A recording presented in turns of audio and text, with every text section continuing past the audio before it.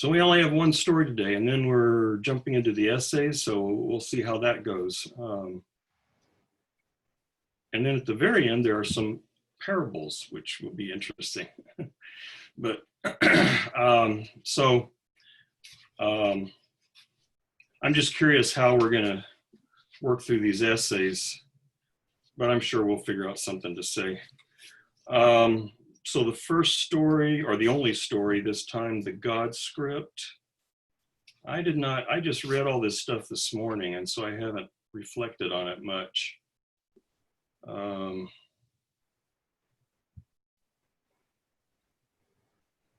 don't know, maybe this is an obvious question because he kind of explains it at the end of this, in the last paragraph.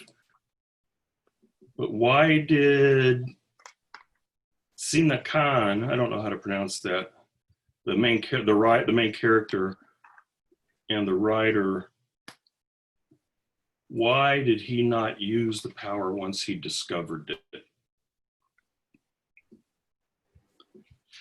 Because there was no he anymore as a center of agency, I guess. So I guess it's basically, the whole thing is a kind of, this part whole paradox that he likes, which is, you see that also in the Pascal's fearful sphere, whatever the other thing we read. Mm-hmm. But essentially, it's kind of like an idea of holism, where all these things are connected. It seems like though there's a hint that he doesn't see any point for agency anymore, almost like it's a deterministic holism. So I wonder if it's something like that, including the whole notion that he no longer sees himself as something separate, as an isolated agency in which he could do anything. In a sense, whatever can be done is already done. I'm not sure if I'm incorrectly conflating like determinism and holism in that sense, but I guess that's my initial kind of reading of it. I also have kind of an initial, I agree that it's this separation that happens from himself, between himself and himself as a particular agent, like a unique ego. And what you're saying, like this sort of holistic thing, I don't really know anything about holism at all, period, full stop.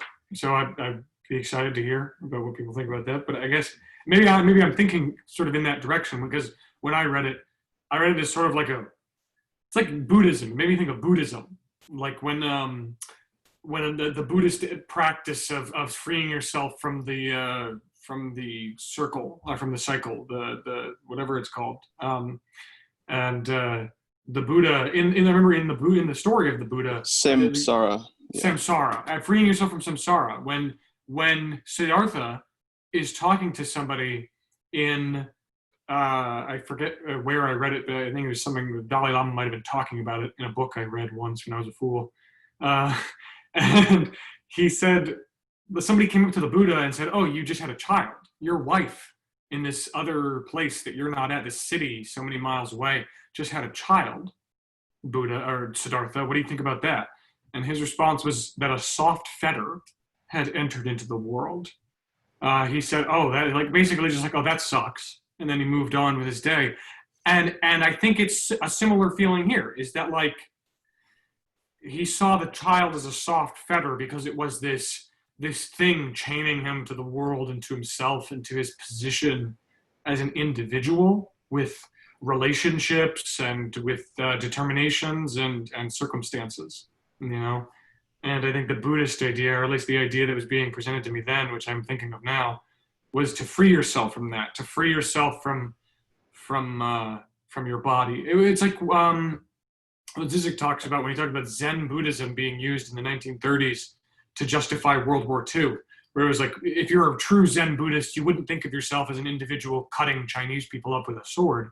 It would be a sword moving through the air, and you as a sort of observer of the sword, acting as a movement of will, or of justice and of goodness and so forth. So I thought it was just that. To me, I guess, as far as that reading goes, just it's like the dangers of doing that. I don't really know. It just seemed like the distantiation from yourself that can occur there. And I don't know if that's supposed to be a good thing, or if it's supposed to be a good or bad thing, or if it's supposed to be ambiguous or dialectical or something. I don't know. I don't really know. But that's what I thought about.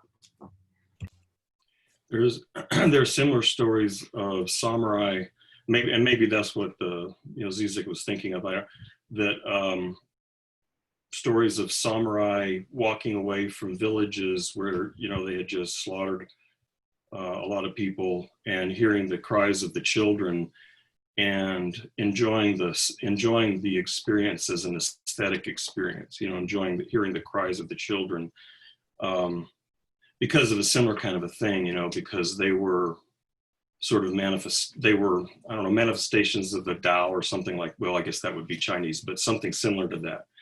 So I don't know. I mean, this seems to have a positive valence, but I'm not sure. What it reminded me of was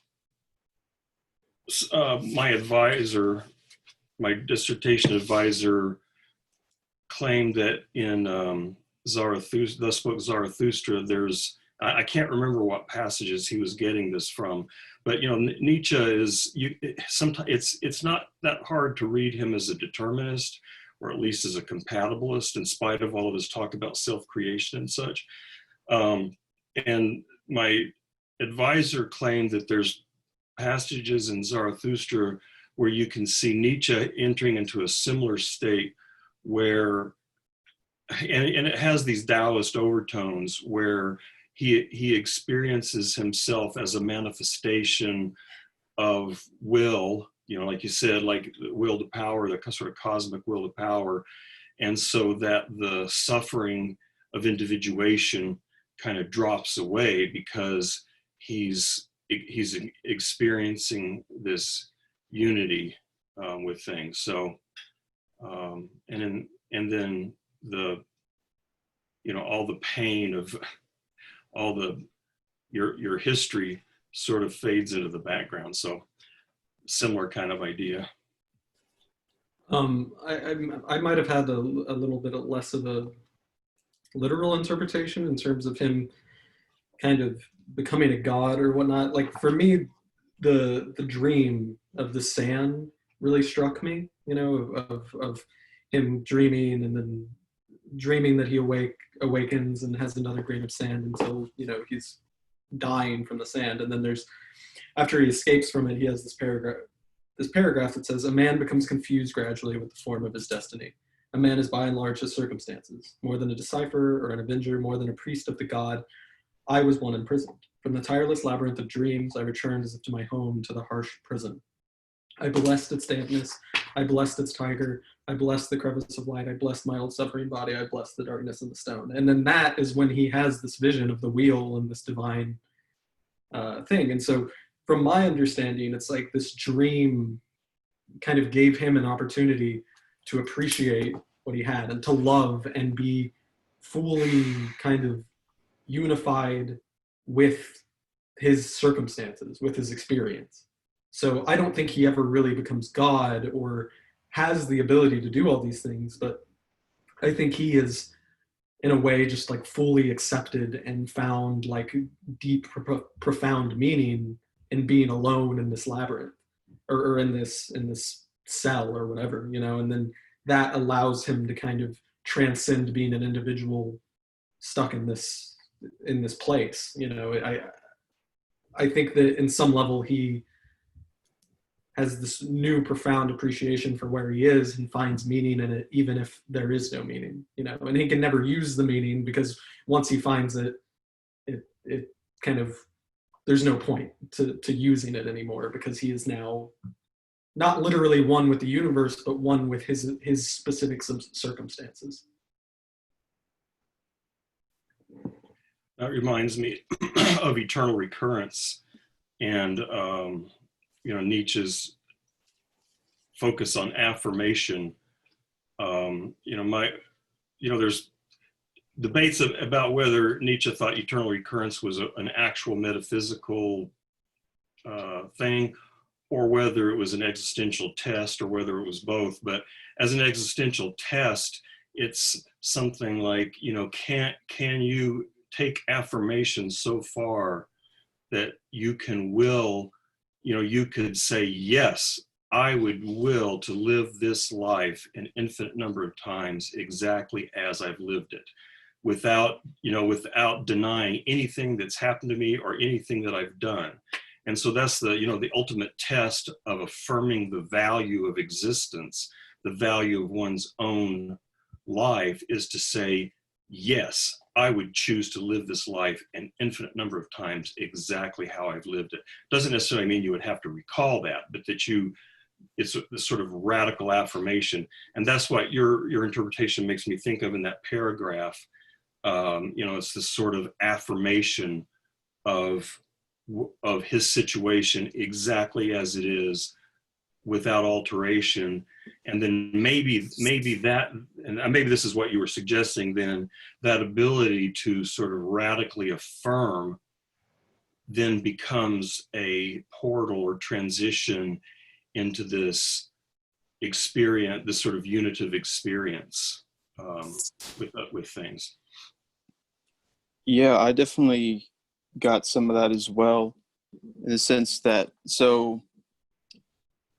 on the first page, he's talking about how the Spaniards captured him and whatnot, and that they tortured him to try to get him to reveal the location of a hidden treasure. And he endured these torments in silence with his hidden treasure. I think you can see that as a kind of, he's in a way still hiding this hidden treasure by keeping this secret.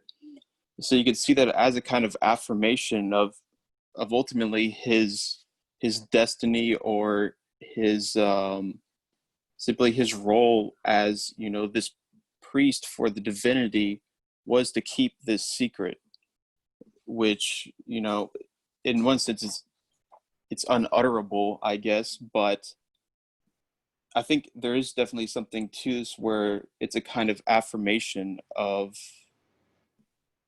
what he was meant to do, which is to keep the secret. So that even though he seems to kind of think that he's trying to figure it out, what are these words so I can get out of here, but ultimately he kind of finds that freedom, I guess, in a sort of affirmation of just his situation. And he does that ultimately, I think, along with that, by seeing that, there's much more than every part contains some aspect of the whole, is what I'm really getting here. And I think that's why it's kind of, these things are, so he does seem to say that, there is some kind of determinate thing that the formula is, 14 random words. But I wonder if it's not just kind of basically, any word will do. He says they appear random because, like he says here, that basically, where is it, on, I think, 171, I consider that even in the human languages, there is no proposition that does not imply the entire universe. To say the tiger is to say the tigers that begot it, the deer, the turtles devoured by it, the grass in which the deer fed, the earth that was mother to the grass, the heaven that gave birth to the earth, and so on and so on. So, yeah, the infinite concatenation of facts, I think that's something going on there. And he's just kind of seeing also in his captivity that there's always something that exceeds that, because it is basically a denial of, atomism, that there's some maybe language has to work through these like discontinuous words, but as a system, in order for one word to mean anything, it has to imply the whole system of language. And I think it's something kind of like that mixed also with this kind of eternal return destiny, where he's always to keep this secret in a sense. Yeah, well, that makes that's really interesting to me. It just makes me think that, like, his way out of this is telling the Spaniards about the treasure. So in a sense, he has like a real clear way out of being in this prison, but instead of using that, he finds like a new secret, essentially, that he can't reveal, that exists instead of from his previous circumstances in this new circumstance. So yeah, I definitely see like a connection to these 14 random words, and then the secret that he's keeping, of the treasure being hidden.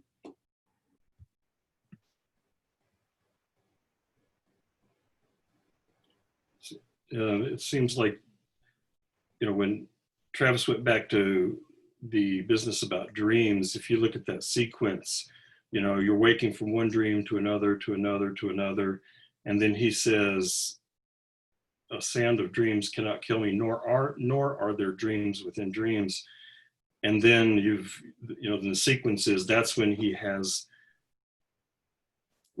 blesses all of his circumstances, and then he has this experience of unity with the divine. And so, you look at that sequence, it looks like a experience of enlightenment of some kind, awakening. There's a better word, of awakening, literally. So that maybe the idea is that his life before this point, it really is, in a sense, just a set of nested dreams. But then through this process of affirmation and this unitive experience, he metaphorically and then spiritually awakens. And so that's not particularly earth-shattering, but I wonder if maybe Borges constructed it that way specifically to make this a metaphor about awakening.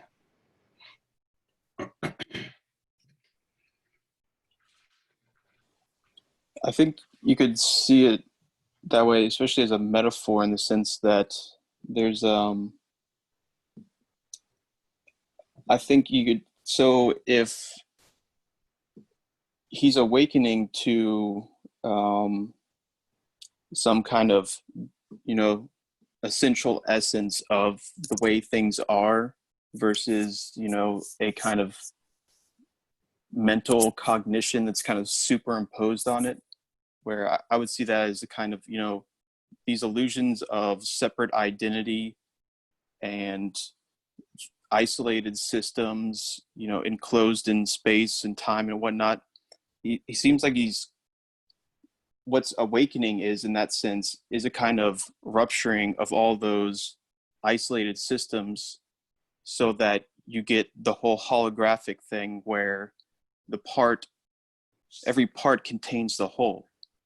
And he does that with a lot of things, and I think even the dreams are another way of showing that even in the mind, there's basically a kind of plurality where it can open up to all these different worlds that, even a small part of the world, or say, us as microcosms, that we also contain this power to create things in dreams, and dreams within, and dreams themselves have a creative power for more dreams. So there's this kind of creative principle and everything that goes along with that kind of, I'll just go with the holographic property of that the part contains the whole. I think if you really understand that, you have to also understand that how creativity in the kind of Whiteheadian sense is just another part of that, which is another whole.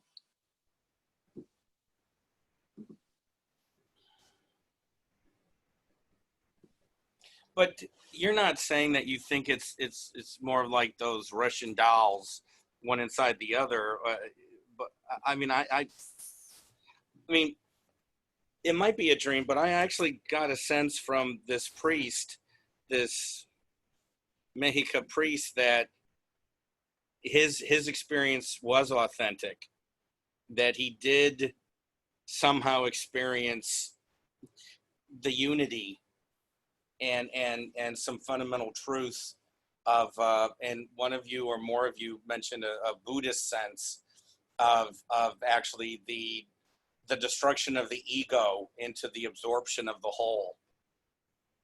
And then, you know, once that happens, then what's the point? You know, freeing yourself from the prison, that's an act of an individual separated from the totality, the universal totalistic, you know, whole. And the whole idea is the breaking down, the lack of the individual absorbed into the cosmic reality. Yeah, I would say there's definitely something authentic that he's realizing here. Although I think there's also another element where Borges wants to kind of show that there's also something additional that he can't communicate just by the fact that this is a text. And I think there's a lot of things going on where he hints basically that in this kind of metafictional way that ultimately this can't be communicated. One, by the fact that the character, the priest, actually doesn't really communicate it. And also he talks about how, you know, then there occurred what I cannot forget nor communicate. So, you know, yeah, ecstasy does not repeat its symbols. So there's something there that's, you know, ineffable. And I think he's kind of playing with the idea also that us reading the text, that we're trying to get something out of this that also is ineffable, that there's, although there is a kind of unity in all these things, an interconnection, I think that always leaves something of a remainder also. So there's a kind of paradox there too. And so I think there's something about this kind of paradox of, you know, the text not being able to communicate all things, and yet if every part also contains the whole, then the text is very much, you know, in union with the divinity in the universe as well. So I think he wants to, that's why he wants to show that there's probably more to it than just like a simple kind of you know, enlightenment where he then, you know, realizes everything. I think there's also like a inverse movement about the difficulties of basically instantiating some kind of understanding or communicating that realization that, yeah, yes, you can realize the truth, but then you won't be able to communicate it ultimately. Well, and there's also this part that says, I'm just kind of always, I keep going back to this in my mind, but it says a man is by and large his circumstances, which makes me think that the identity of a man, an ego of a man, isn't necessarily his whole being as an individual. And so to, you know, remove him from that and say that he's no longer one man is to ignore the possibility that being a man has to do with the entire universe. You know, he is defined by the entire universe of circumstances around him. So to, you know, to transcend being a man is to also transcend those circumstances and those kind of experiences that he's going through. So I think that makes me think that it's not something that literally happens, but rather is just his own perception of it. And it's how he kind of copes with being in this labyrinth, having to keep this secret, is that he wants to believe that he's no longer a man and instead be the entire universe, but being a part of the universe is also part of being a man, you know, so you can't escape that entirely. He had a mental breakdown, and I'm not sarcastic with my question. No, I mean, yeah, he's had some kind of, you know, psychological breakdown, and the way his mind copes with having had been a very important priest. Now he's this tortured prisoner who's going to spend the rest of his life in this dank cell. Yeah, that is how I see it. Yeah, but I don't necessarily see that breakdown as being like a mental problem of any sort. I mean, he makes peace with himself, so there's no reason for me to believe that what he's doing is wrong or bad, or that sort of breakdown is a horrible thing. I just think that, yeah, I think it's a personal experience, and I think that it's much more about him coping with his circumstances and experience than it is about some real, literal, divine moment he has. It's just I feel like there's one thing I've been thinking about this recently. I listened to this lecture that talked about this the other day. I think that in like a lot of people question this is all through what you, Chase, said, and now add your interpretation of what Travis has said now about this. Maybe it's a psychological break. I feel like people ask a lot, especially around philosophers and to philosophers and philosophy students and philosophy departments. Are we in a simulation? Is this all a dream? Do I have a little genie in front of my face lying to me all the time? How do we know? And some people have said, oh, we gotta act as if that's not the case. I don't know. Maybe there is a little djinn there, but we gotta just pretend that that's not the. But I think that there are certain places, like in this is, you know, my personal, I guess, reading of this, but I feel like in a place like German idealism, things like that, the answer to that question shifted into a sort of like, it doesn't really matter. It really does not matter if I'm in who cares if I'm in a simulation or not? I'm experiencing things right now. I have access to the absolute and to universality and to myself and to my relationship from myself to myself, even if that's part of a simulation, even if it's a dream, even if I really did, let's say, experience something divine or dream that I experienced something divine. Either way, this event impacted and I guess sort of radically overhauled the perspective of this individual, right? And I guess maybe I'm looking at this a little too clinically, I suppose, but I guess the breakdown got me thinking about it like that. I think that what Chase said about the metafiction, this ineffable essence which cannot be explicated, you know what I'm saying? I think that there is a degree to which the experience of this individual, this imaginary individual, is Sinakan, whatever. I think that, yeah, he experiences something that isn't communicable in its entirety. All the time he's experiencing things that aren't communicable in their entirety, but he just has like a really powerful illustration of one moment like that, where it's so powerful and indescribable that not only are our words a bad fit for describing what he experienced, this weird wheel of water and fire, not only is it a bad descriptor, but it's just totally off. It's just completely off in a random direction that's not at all correct. It's like we're usually wrong about things, like when we call leaves, we're already committing a sort of lie. But I feel like this is an extreme version of that experience where and that's why I think it doesn't matter. I argue that it doesn't matter if he had a psychotic break in this prison cell or if he found God or whatever. I think that at a certain point, it's like in the essay where he says, if I put my right hand on a table, the determinists would say that I should have always done that. And if I put my left hand instead, they say that I was always going to do that. It's no matter what happens here, if he reaches the divinity and you know, denies it and says, I'm not going to use my magical powers anymore because I hate myself, or I loathe the idea of enacting a particularized will into a totalized universe, which I now am, right? Like he could decide, I'm not going to use my powers, or I'm going to use my God powers, and I'm going to smite all the Spaniards or whatever, you know? I think that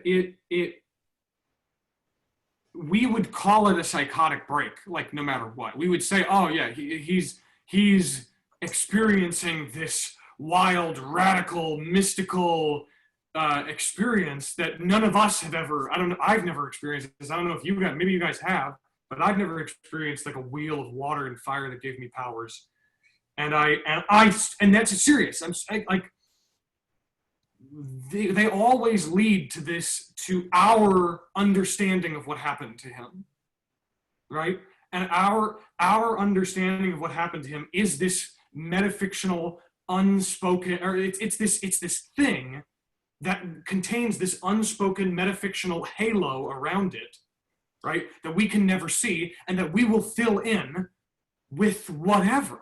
With maybe it's a dream, maybe it's God, maybe it's a ghost. I don't know. Maybe it's a psychotic break. It's this metafictional aura around a thing that occurred that I think that like a German, the reason I brought up German idealism earlier is like, look, the point is that thing occurred. The point is that this thing occurred and that it retained, and now I'm moving a little bit beyond, where it's kosher, but I would say it's meaningful a little bit. That's just because I feel like it's meaningful. It might not actually be meaningful, but it seems meaningful. It seems like a meaningful sort of return to one's body. And in a sort of dialectical movement, as soon as I fully accept my surroundings, I then am totally moved out of them. And now that I'm so situated here, I'm situated everywhere, and I'm free now that I've accepted myself. That to me is just beautiful and worthy of attention, rather than did it really happen or not, I suppose. You see what I'm saying? I don't know. Maybe I'm being picky. Yeah. Well, do you remember, I'm not going to do it justice, but when Rousseau was trying to explain, and I don't want to use the word vision, but when he had that, and again, I don't know what other word to use except revelation, but when he had this huge insight about political philosophy, and he said he was going to spend the rest of his life in trying to articulate what came to his head, what came to his brain that one afternoon, and he fails that whatever he did write doesn't quite capture with the clarity and intensity.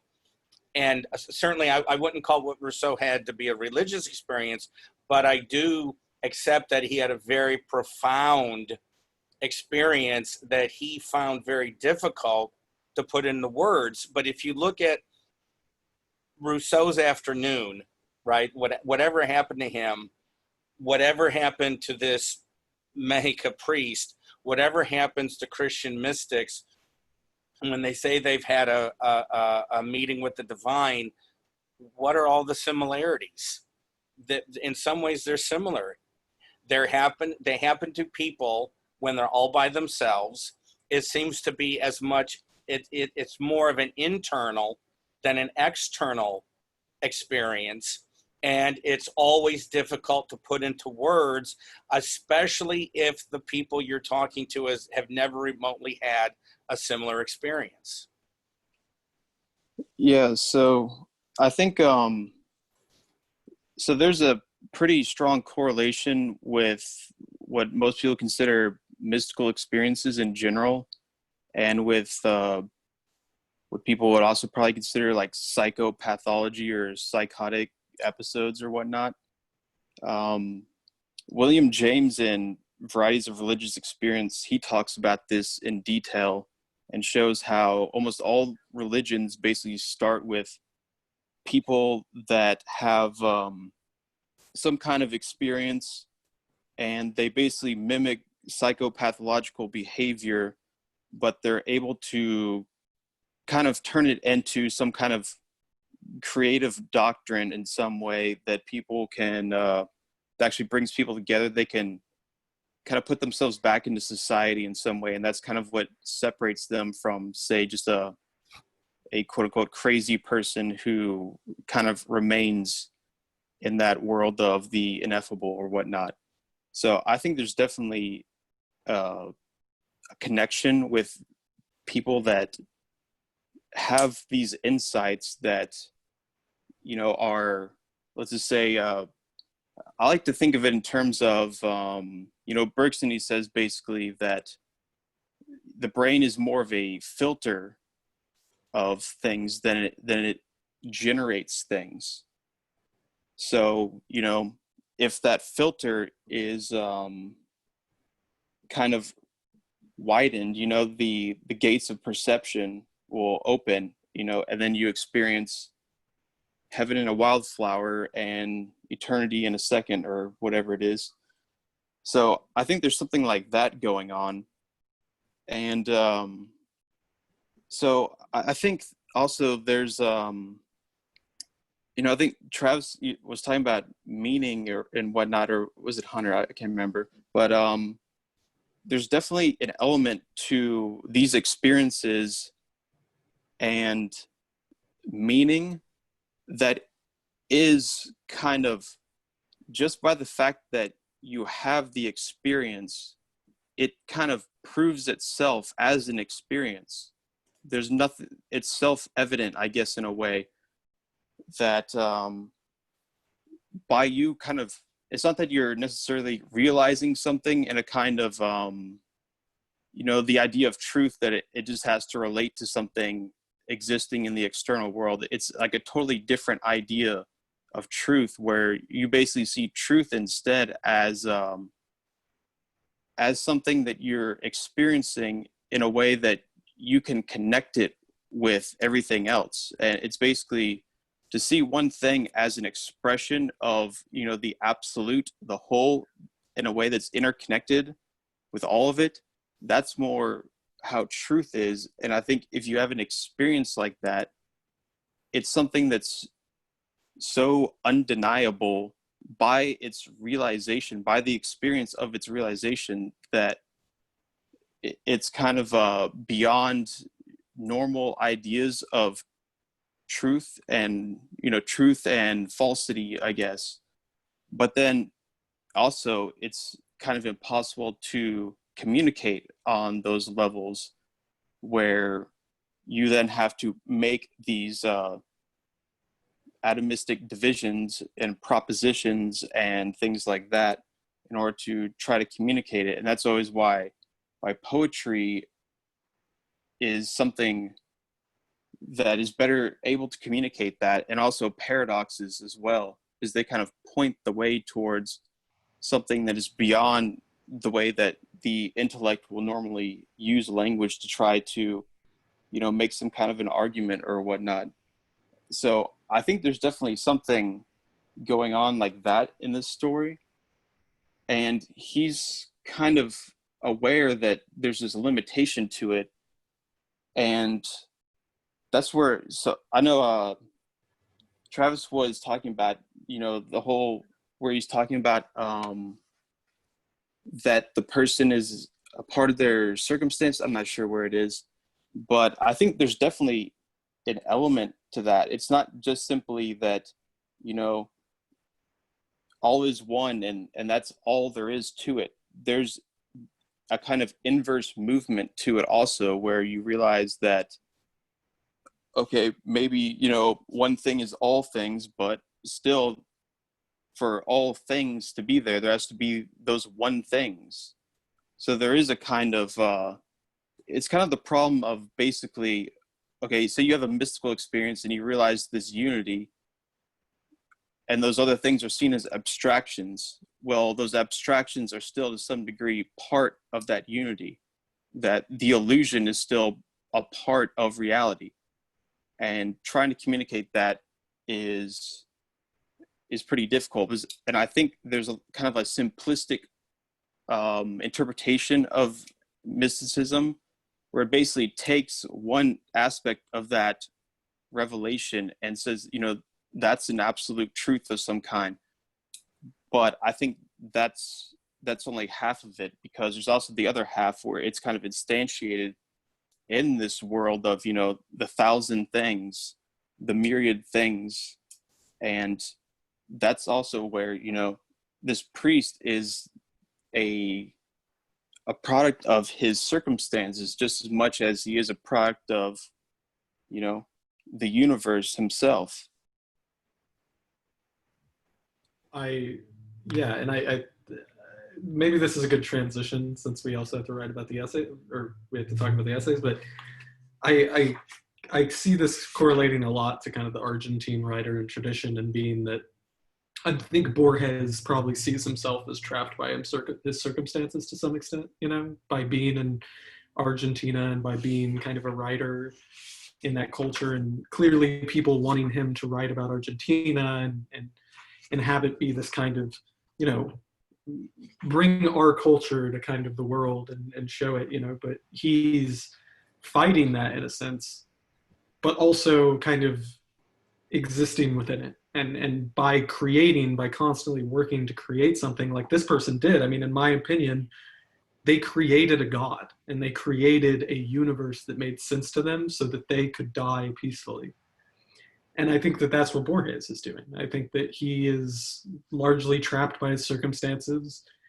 And at the end of the day, he's an Argentine writer, and he is everything that means, you know. But by creating things and by not just making these cultural reference to Argentina, but going beyond that by creating an entire universe that somehow indicates Argentinian culture, you know, it is a part of it, but also kind of references the whole of it, you know, not just certain aspects of it, but what it means to be a human and what it means to be a human in Argentina, and all the, you know, it's like they're all connected. And so I think his way of transcending that and being beyond just this one person is by creating these entire universes where they might be so similar but different in these small ways that allow him to kind of create meaning in his life, you know. And so I see the God script as kind of being an example of what the voluntary dream of artistic creation is. That was very insightful. Yeah, I think that's amazing, Travis. Because if you were an Argentine writer, what would be the material, so to speak, you could have to create, for lack of a better term, a national literature, you know, one that would be, for lack of a better term, authentically Argentinian. And, you know, think of the United States. Think of the early important novelist Nathaniel Hawthorne. I mean, we take for granted that we have a Puritan influences in our culture, but a lot of people have made the observation that Hawthorne in his fiction actually made Puritan New England part of U.S. history in a living, breathing, continuous way, right? That he appropriated it, not in a imperialistic kind of way, but that said there's something about them that has everything to do with us. And so instead of it being part of the irrevocable past that was broken with the Revolutionary War, this is still part of us. And that is interesting, because how do you, especially if one is a colony, right? Argentina was a colony, the United States was a colony. How far back do you go? How far back can you go? And what does it mean to be both a writer and a person who is a writer in a particular place? I mean, I was just thinking too, when you were speaking, that there was I wish I could remember the person who made a comment. He was a fellow Argentine, and he said, if Borges was European, we would all be reading him enthusiastically in bad translations. But, you know, but because he's Argentine, there's this nitpicking. You know, how come I don't see a gaucho? You know, what is this crap about, you know, about a Roman proconsul? I mean, what's going on here? And I think in the Argentine writer and tradition, I think he's saying you have to think outside of the box. I mean, we're part of, they're speaking Spanish, they're writing in Spanish, they're part of a European tradition, part of a Christian tradition, part of a Western tradition, and not all of that is something that can be used.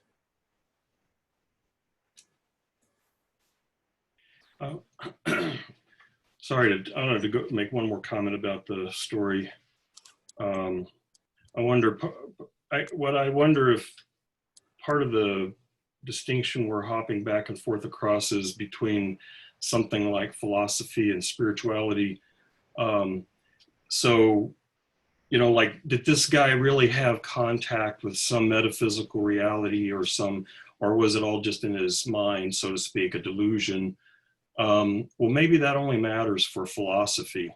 So, you know, it's philosophy. Yeah, I'm kind of coming down on Hunter's side here. So, you know, philosophy is the one that is concerned with these metaphysical issues about, is this real, and what is the ultimate reality, and am I, you know, these epistemological issues of am I making contact with real reality? Whereas, you know, maybe something like spirituality is, as Kierkegaard called it, more about subjective truth.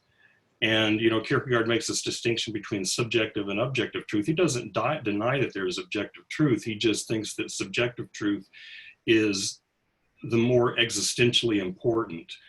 And so if someone has an experience, and this experience has, well, I'm just sort of repeating what some of the things Hunter said, this experience has this profound effect on their life.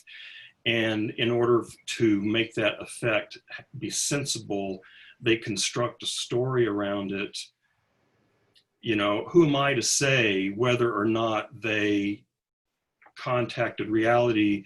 And I'm not sure it really matters from a spirituality point of view. Now, maybe it matters from a philosophical point of view, but you know, this is one of the reasons I think, at least in some quarters of Zen Buddhism, they really do not like talking about metaphysics, and they don't like talking about, you know, questions about reality and things, because, you know, as I don't know if I've said here, but some people use this distinction between an orthodoxic religion and an orthopraxic religion, orthodoxic one being about belief and orthopraxic being one about practice. And at least traditional Zen was orthopraxic. And granted, there are lots of Zen writers and Buddhist writers who have written a ton of stuff about metaphysics, but in the context of a Zen temple focused on practice, if you start asking questions about metaphysics, they typically will just not answer you. Or they will say, I don't see why that matters. And, you know, as someone interested in philosophy, that just kind of pisses me off. But on the other hand, in terms of practice, in terms of how it affects my life, psychologically, emotionally, spiritually, those kinds of questions just get in the way. You know, you get caught up in this, you know, what is there a self, and what is the self like, and does the self transcend, and does it do this, and does it do that? And you know, like there was a Zen priest that used to say things, you know, basically say that this experience that we have, this unitive experience, is the experience of the absolute reality. And I'm like, how the hell can I possibly know that? I am a human being having an experience in a human body. How do I know whether that's the experience of fundamental reality or not? I'm not going to make that claim. And, but I'm not going to deny it either.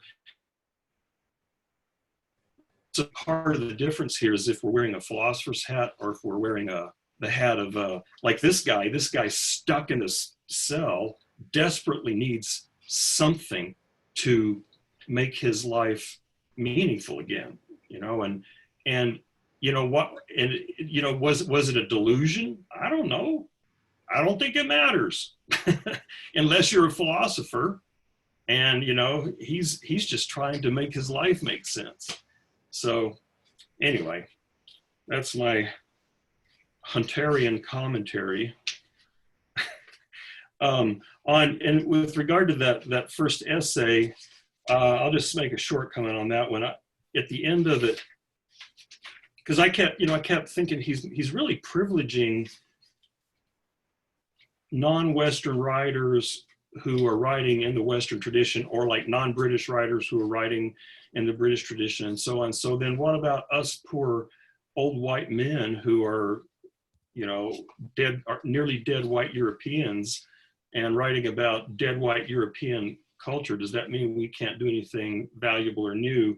But at the very end, this is the second to last paragraph, he says, for that reason, this is the Argentine writer, for that reason, I repeat that we should not be alarmed, and that we should feel that our patrimony is the universe. We should essay all themes, and we cannot limit ourselves to purely Argentine subjects in order to be Argentine, for either being Argentine is an inescapable act of fate, and in that case, we shall be so in all events, or being Argentine is a mere affectation, a mask. And so, what I take from that paragraph is anything he writes is going to be Argentine because he is Argentine.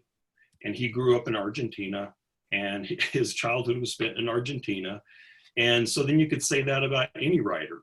Whatever I write, it's going to be a manifestation of who I am and the particularity of my culture. And so I can write about anything. I shouldn't restrict myself. Now, if I'm ignorant about some things and I write about them, then what I write is just going to be stupid. But, Borges, from all appearances, did a, crazy amount of research about the stuff that he wrote about. So it was not from a point of ignorance. So it just seems like he's saying, if you're willing to do the research, then anything you write is fine. That's what it sounds like to me.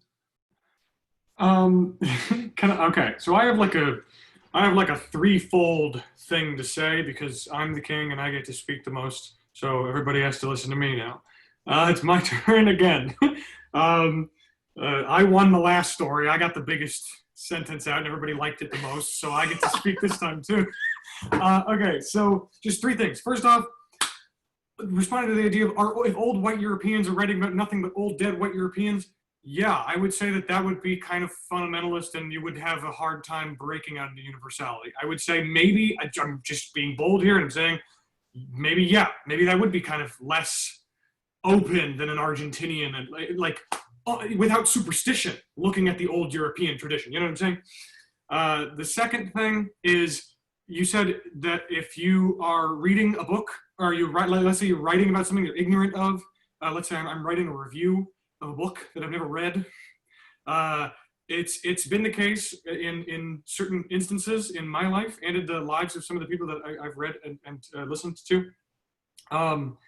That sometimes there are individuals with limited perspectives of things, like very limited ideas of a person's philosophy or thought, who will then respond to this limited variation or version of that idea or that piece or that whatever, this limited, closed, not totalized, not fully recognized. Like if I heard a little bit of Bach and then I decided to review his whole life project, there are certain instances where that can have much more insight. And there have been, I think it was some interview with Simone de Beauvoir who was talking about some of these individuals, I think they had a very, very beautiful review and understanding of She Came to Stay or whatever, one of those books of hers. And they were like, oh yeah, it turns out they had never read that book. They had admitted this individual that she credited as having this beautiful understanding of her writing had actually sparsely read any of her work, So I think there are instances where you can, and Zizek talks about it. He's like, half the movies I talk about, I've never seen. I've never ever seen those movies, but I get the point, or I have a little bit of a juicy philosophical nugget that I can take out of the trailer that I watched or something. So anyway, my real point, my third, my actual point here is that I think that and this is coming back to the old white thing, I don't think he's necessarily privileging non-Westerners writing about Western things. I think he would also privilege a Westerner writing about non-Western things, I think that this whole essay really excited me, and really I just had sort of an underlining spree from all my favorite sentences and phrases, and I think that there were two, I guess, key vital lessons that I took from this essay. I don't mean to say that he's trying to teach you a lesson because lessons are rigid and dogmatic and whatever, but I took two key important things here that I found were first off, he critiques the idea of modern traditionalism. And that's what I think old white people writing about dead white guys would be. They would be like modern fundamentalists. And this phenomena of modern traditionalism, modern fundamentalism, Argentinian nationalism, for example, it fails consistently as a purely modern phenomena.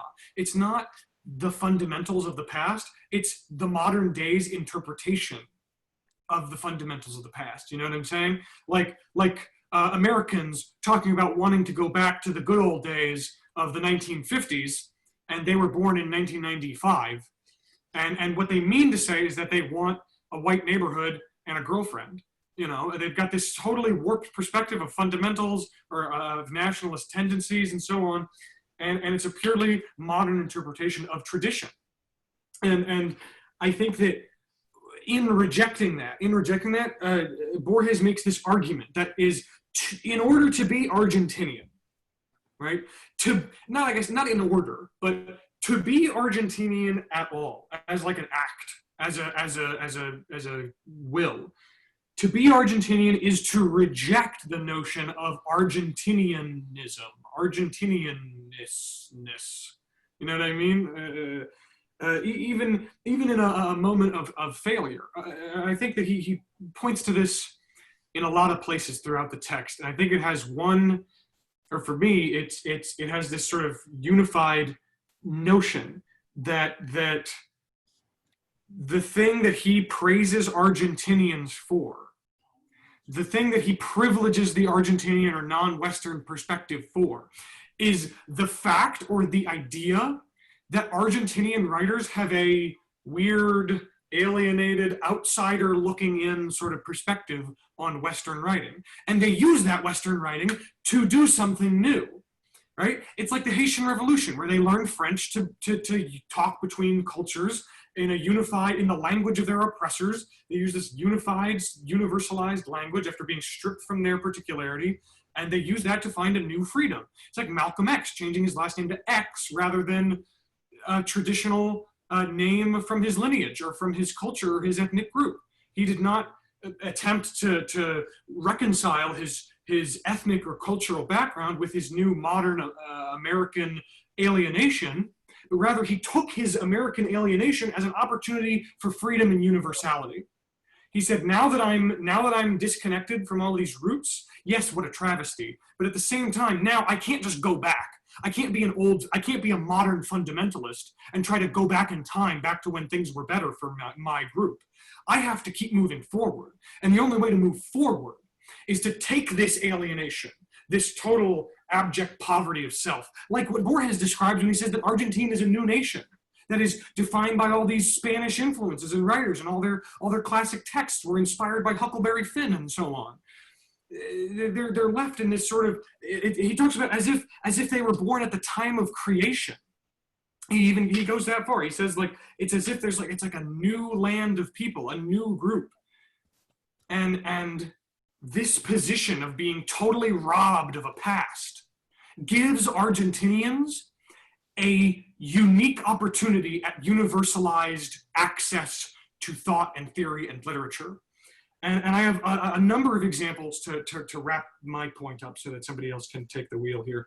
But I think that like it starts really at page 180, on page 180, when he's talking about the idea that on the top of page 180, second paragraph, he says, the idea that Argentine poetry should abound in differential Argentine traits and Argentine local color, which I love his use of the phrase local color.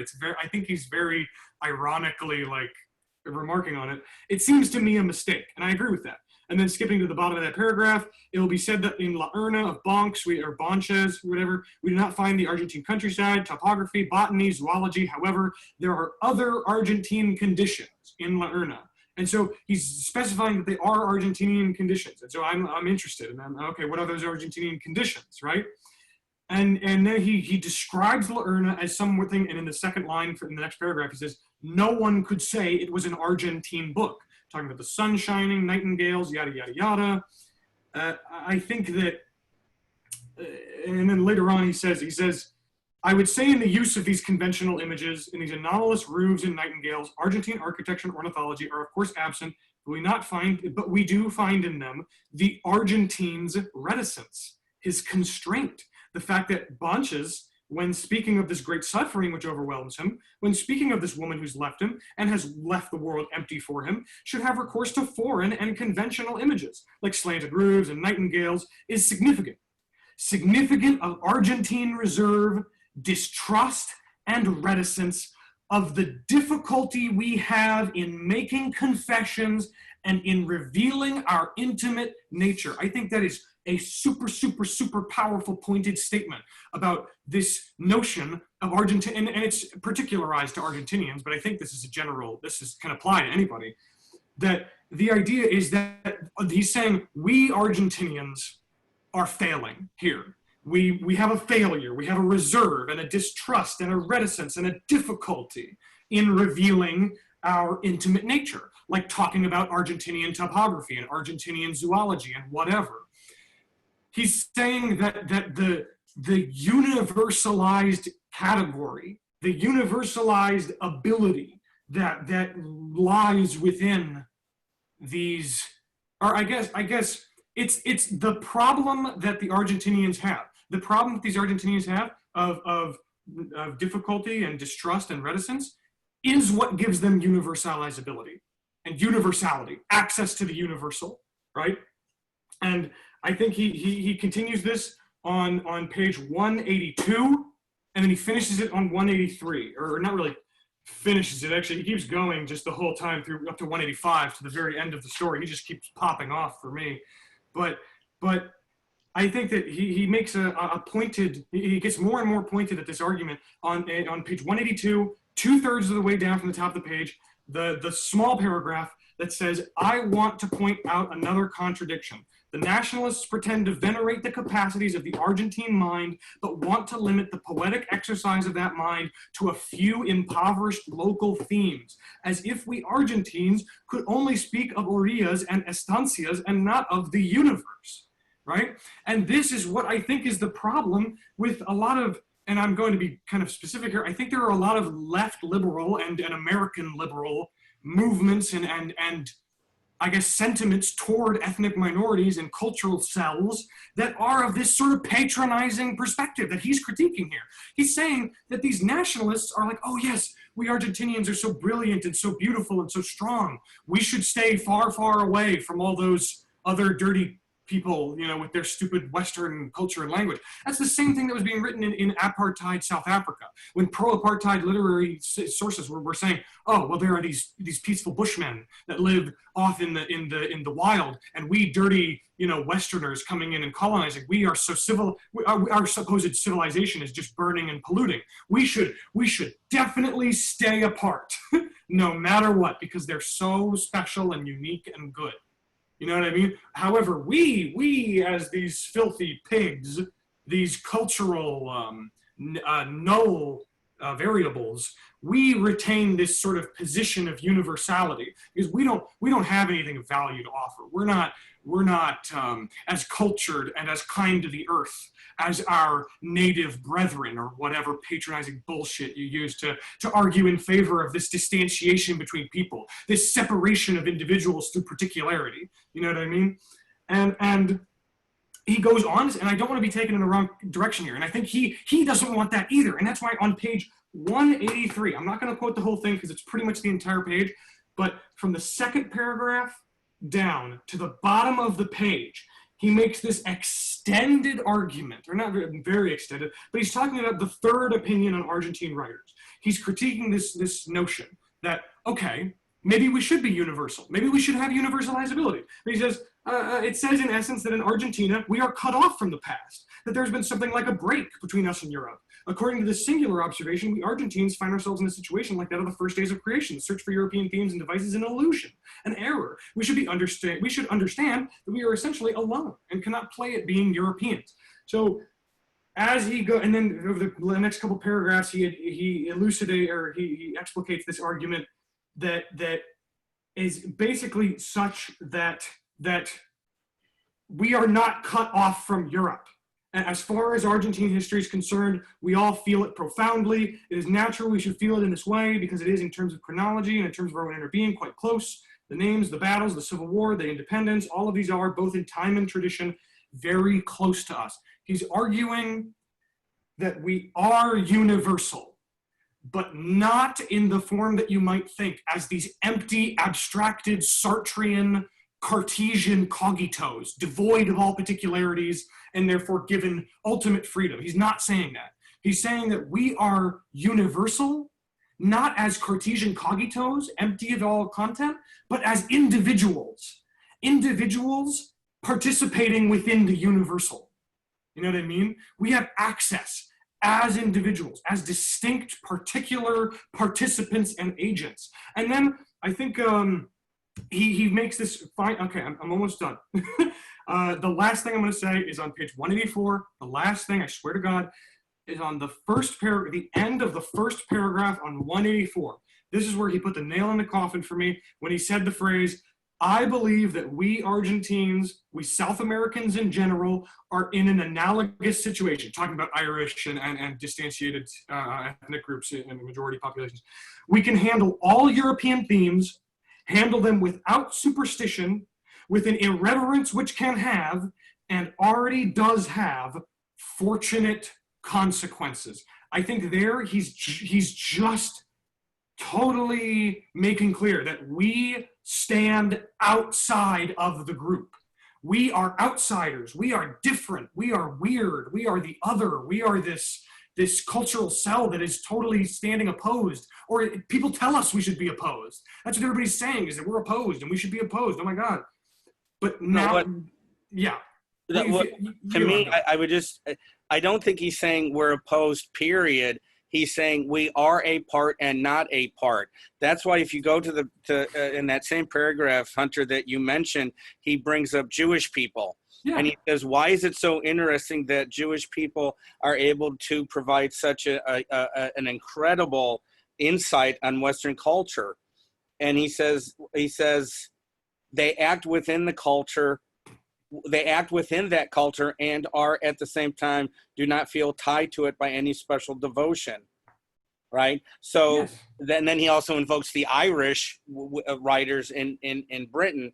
And so he's saying that the Argentines are actually South Americans or Latin Americans in general have the benefit of, because if you go even earlier in that paragraph, he says, I believe our tradition is all of Western culture. And I also believe we have a right to this tradition greater than that which the inhabitants of another one or another Western nation might have. So I think he's saying, yes, we are different. We are in some ways outside, but at the same time, we are still the recipients. We are still part of this tradition.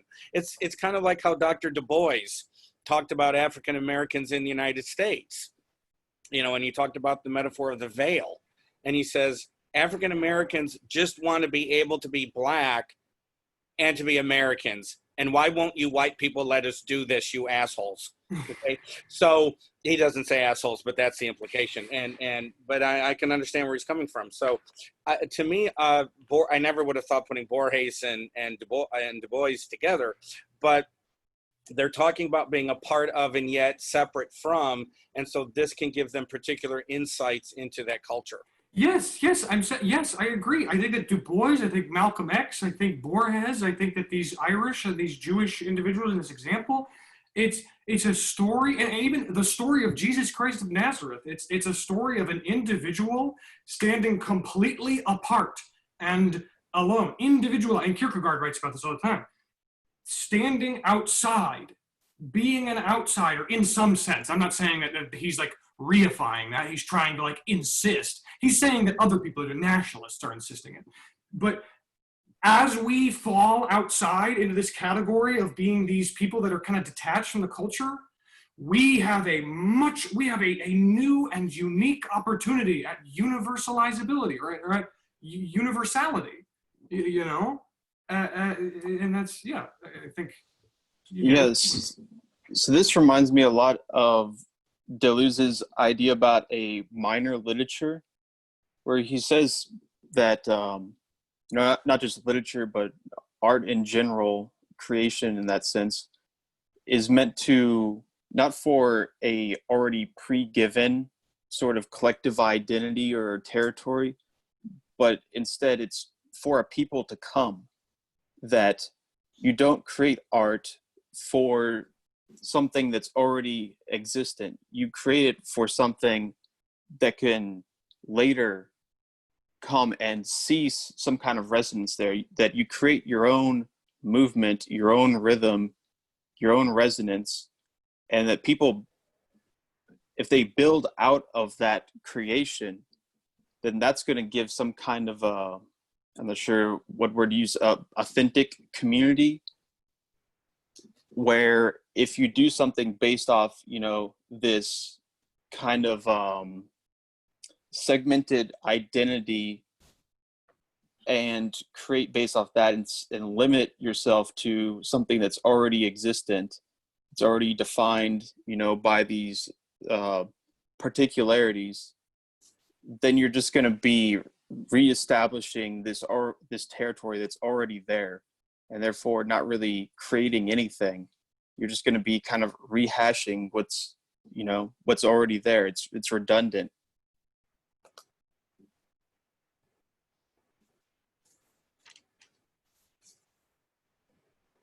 That's all.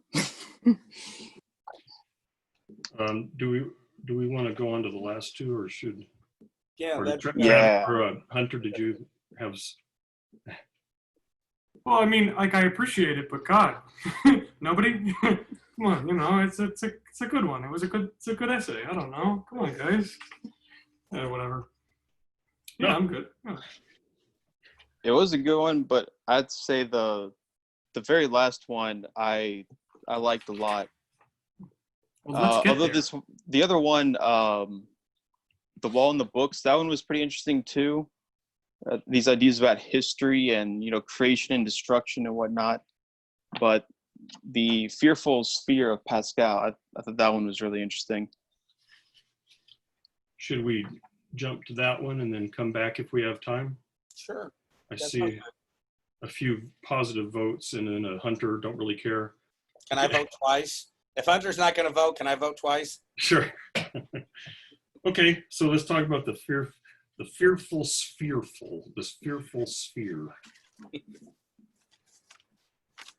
I thought it was interesting, but I think Chase probably has something to say here. Yeah, so I think so he starts off, it may be that universal history is the history of a handful of metaphors. And he goes on to kind of talk about this metaphor of the perfect sphere, the circle, the center in the circle. And then by the end of it, after he gives these different ideas about it, the last sentence is, it may be that universal history is the history of the different intonations given a handful of metaphors. So I think it's pretty interesting how he shows that given this one image, that it can be taken in all these different ways. And especially, he talks about as this kind of liberating thing for Giordano Bruno and Lucretius, but for Pascal, it was something, awful. But also, just to go into the just the symbol itself of the sphere, I think that's interesting in the sense that kind of coming from a Bergsonian point of view, where he's talking about geometry as like the intellect and whatnot, and all these kind of spatial metaphors, like they talk about it as like absolute space in a way. I think kind of you can see what they're getting at. In one sense, there's these two different notions there of motion or stillness, and I think to some degree it's kind of this the Greek kind of obsession, I guess, or fondness for the what is eternal, what is still, and the whole Platonic thing. And I think especially so Parmenides, they talk about these people's interpretation of Parmenides, where he intuited an infinite or infinitely expanding sphere, and that the words just transcribed possess a dynamic meaning. I don't think that's very accurate interpretation of Parmenides at all, because he was probably the most static philosopher there ever was. I don't see any kind of dynamicism in Parmenides, but still, I think it's interesting that you have this kind of play of different opposing intonations of the same idea.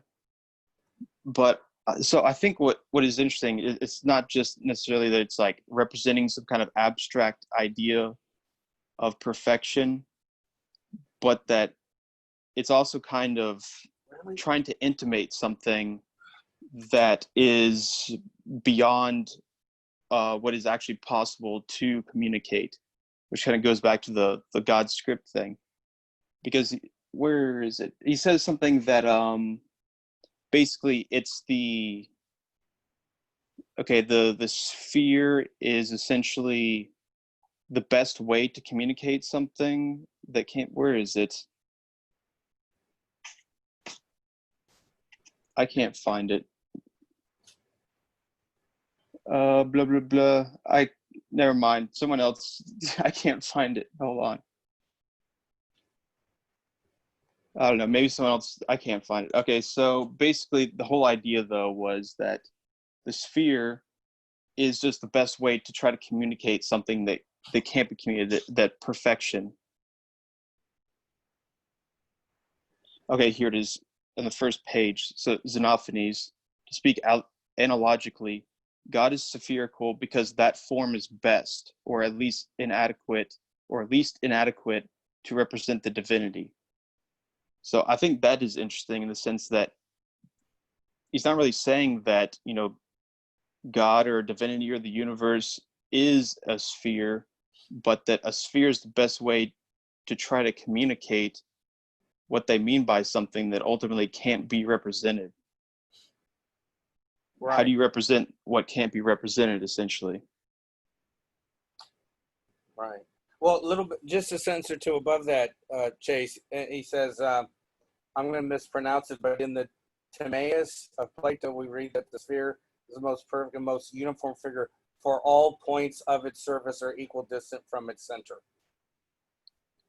And doesn't he then say, is it Xenophanes? Xenophanes. Logically.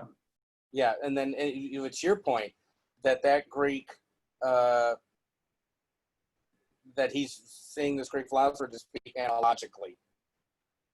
Mm-hmm.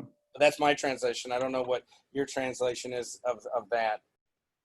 On the second paragraph of the first page, Olaf Gigon, or Gijon, I don't know how to pronounce the name, understands the Greek to speak analogically.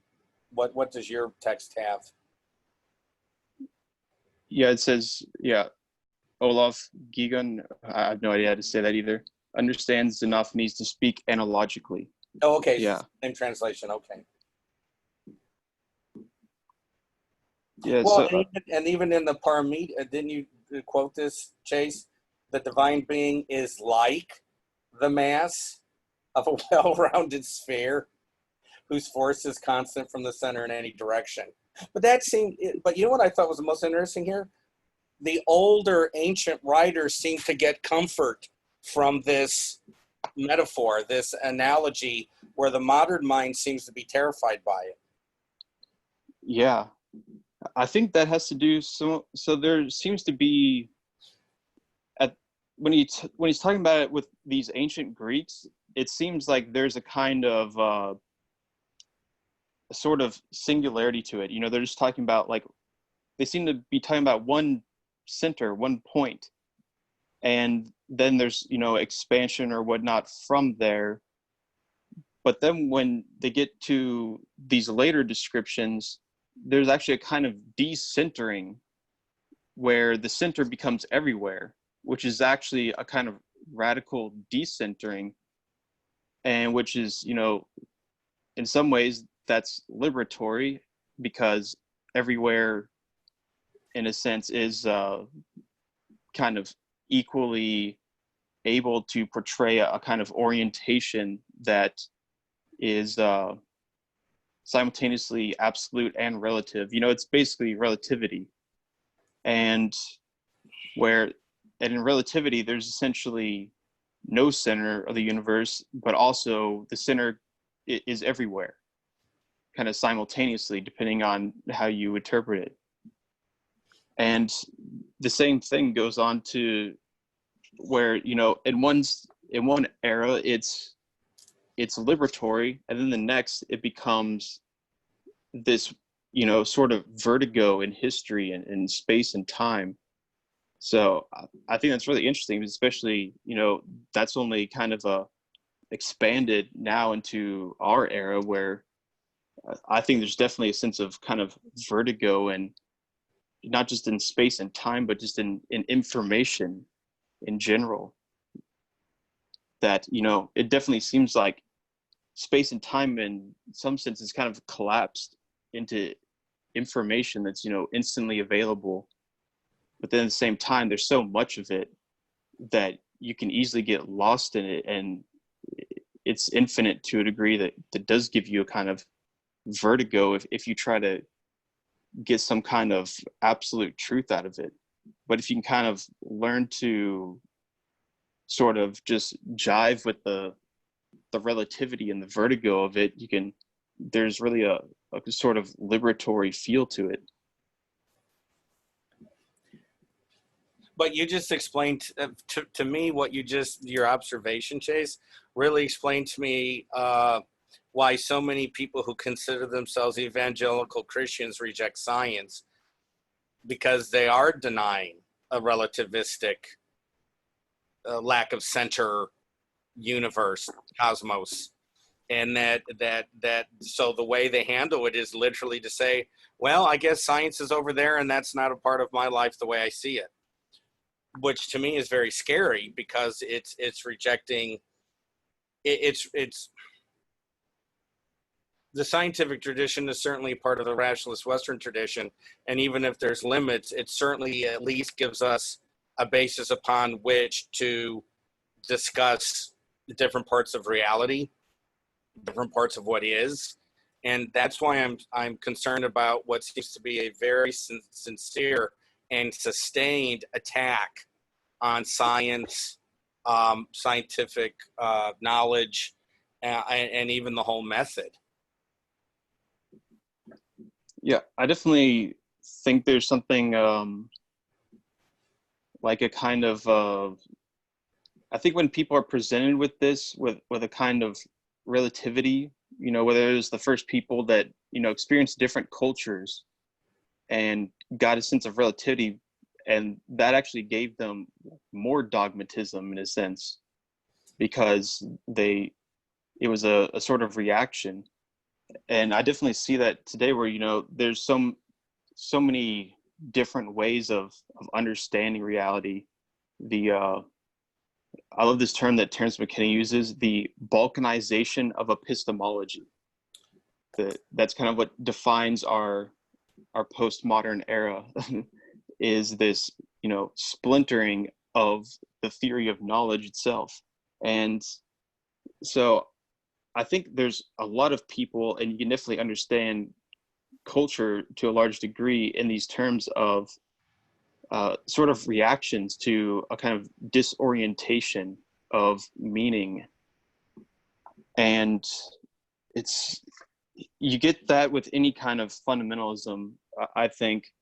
One thing I think about science is, I definitely think, so personally, I feel like I'm sort of a pluralist in the sense of, I'm going to put value in being flexible and being able to understand things from multiple perspectives, where I think there's a danger with putting anything too much on a pedestal, whether it's, you know, Christianity or Hegelianism or Deleuzian philosophy or whatever. And I think the same thing, there's, you know, scientism is a danger for some people, where they can't think outside of basically however their society happens to, you know, interpret science at that period of time. And I think really the spirit of science is something that's very open, and, you know, it's a methodology, it's not a meta theory. So I think as long as people keep that in mind, then we can definitely use science very much to a great benefit in giving us new perspectives and new information about things. But I feel like it could just be like anything. It could be a new sort of fundamentalism. And I worry about that for not just for science and for Christianity, which I see kind of personally, I don't, maybe this me because I never had to really deal with this. I see kind of fundamentalism Christianity as something that is kind of just like a joke that I can't possibly take seriously. So it's like it's not something I actually even kind of worry about. You know, I'm aware it's still a social force. It's still kind of as far as some like me thinking and trying to find, you know, meaning and truth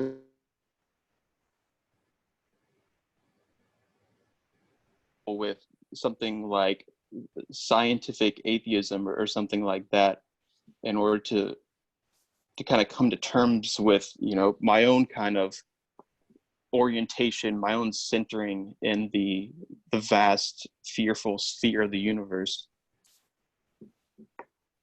Well, no, go ahead. oh, I'm sorry. My lived experience is different, Chase, because my sister is I would describe her as an evangelical Christian who has a literal interpretation of the Bible.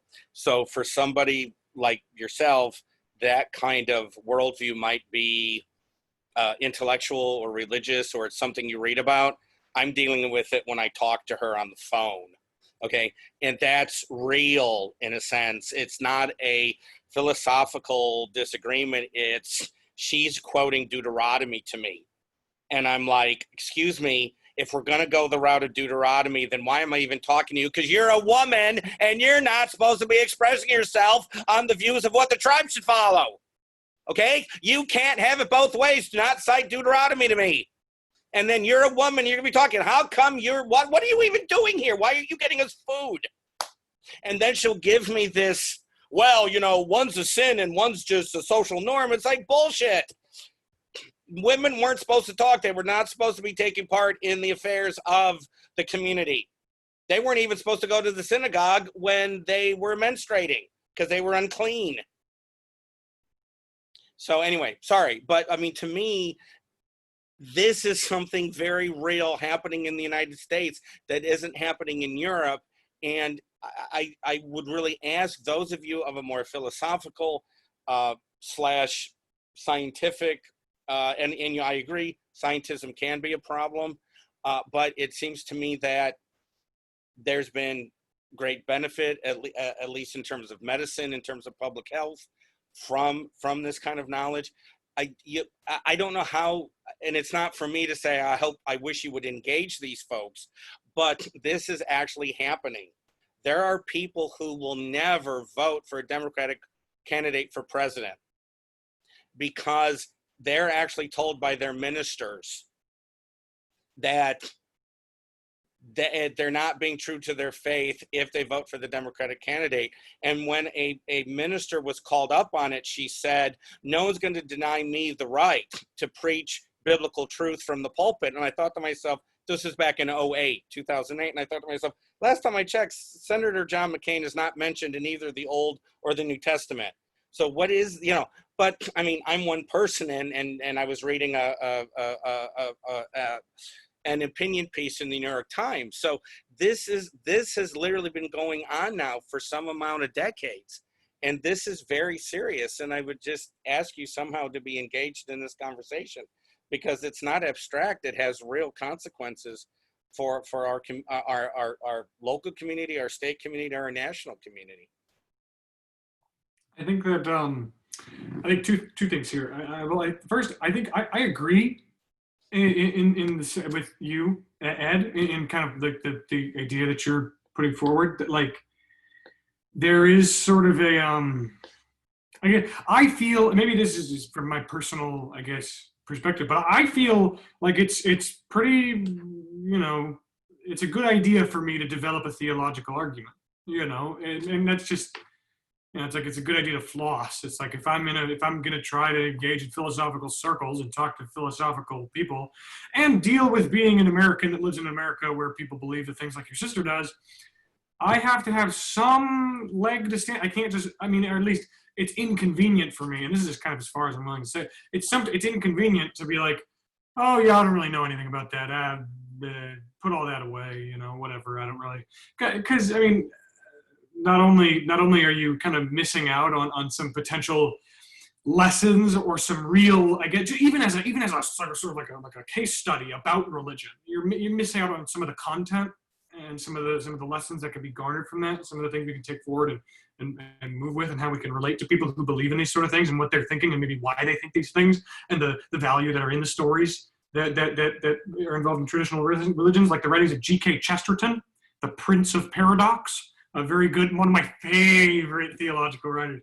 But basically, my point here, which I think totally in agreement with what you're saying here, Ed, is that I think that this story, there's a thread through it that I was reminded of. It's a very Derrida sort of idea. That's like the what is it? Hyper reflexivity of thought. You know, like we talked about this before. I think at least once or twice.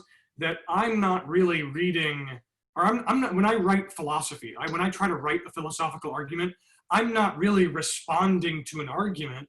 I'm responding to some guy's interpretation of some guy's interpretation of an interpret down into infinity. The ultra reflexivity of thought. I'm never really approaching these real concepts. I'm just caught in a web of interpretations, right? But I think that there's a radical break that could be made from this. I think Foucault and Derrida were there, you know, getting us into this loop of like, well, if we try to be certain about anything, we're just being naive. Sartre was being naive. Certain people were being naive. We have to engage with this ultra reflexivity of thought. But I think that there's this other tradition now past that I think, or not past, but I think that's born from that or within that, or, you know, that includes people like Deleuze. Deleuze is one. I would say Lacan is another example of these types of thinkers. Alain Badiou is another member of this milieu that I think are people who are trying to break out from the circular ultra reflexivity of thought, like a dog chasing its tail.